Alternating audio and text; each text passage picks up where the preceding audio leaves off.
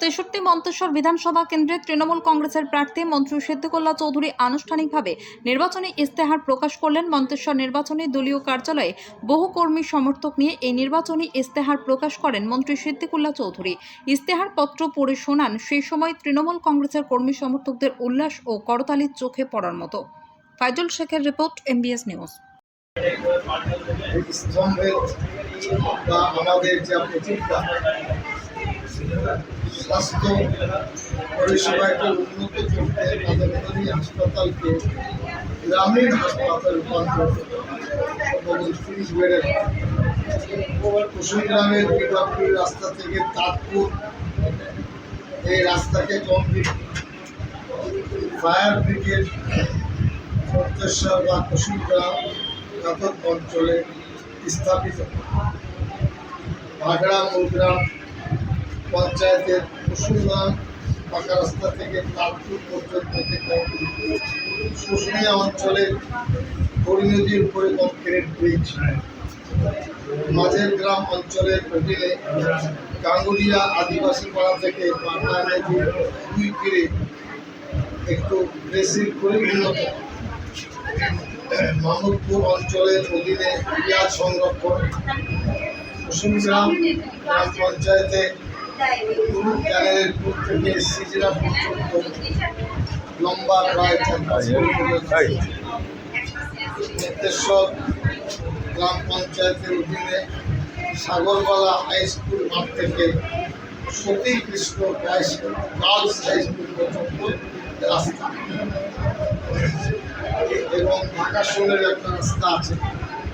তাছাড়া সাতগেছিয়ায় প্রস্তাবিত রবীন্দ্র নজরুল কলেজকে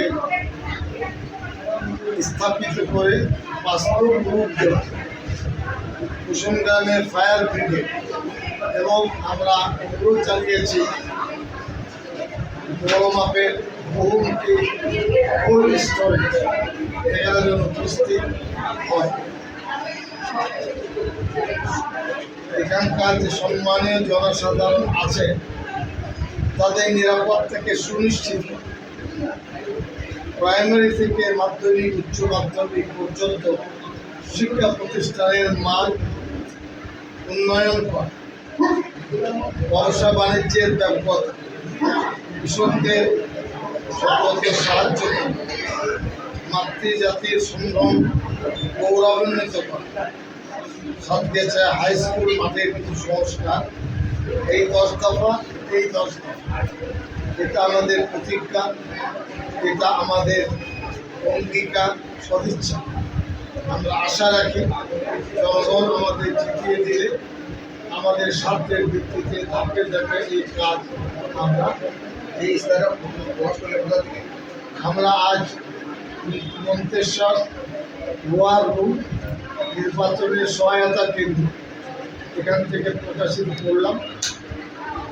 দুটো তরফেরই কমিটির সদস্যরা ছিলেন এবং প্রচণ্ড উৎসাহ। আমার কাছে খবর আসছে 19 তারিখের মুখ্যমন্ত্রীর উপস্থিতির পর মানুষের উদ্দীপনা, কাজের ডাক বেড়েছে।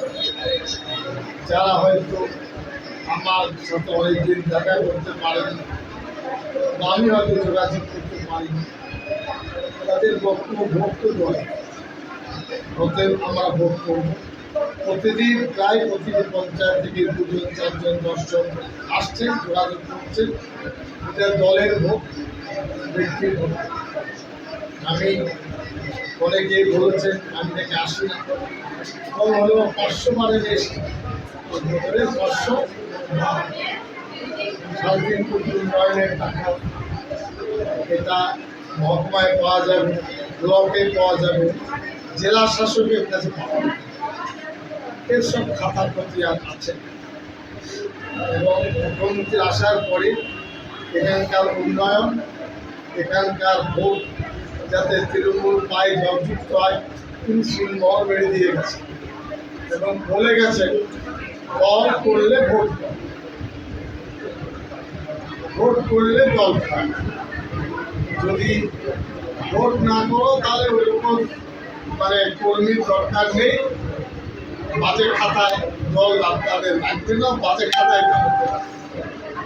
এই কারণে গ্রাম পঞ্চায়েতের সদস্য, প্রধান, উপপ্রধান, সমিতি, জেলা, দলীয় কর্মী নিজ নিজ জায়গায় ভোট করে, কোনো সমস্যা এখানে নেই।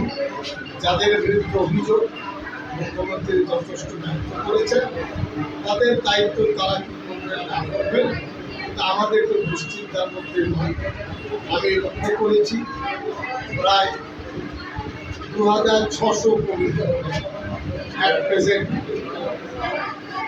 তরফের বিধানসভায় কাজ করছে, 12 জন, 10 থেকে 12। এটা 24 তারিখে 5000-এর রূপান্তর,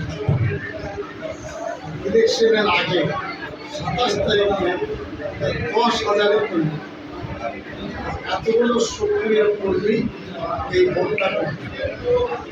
282টা 94টি বুথ,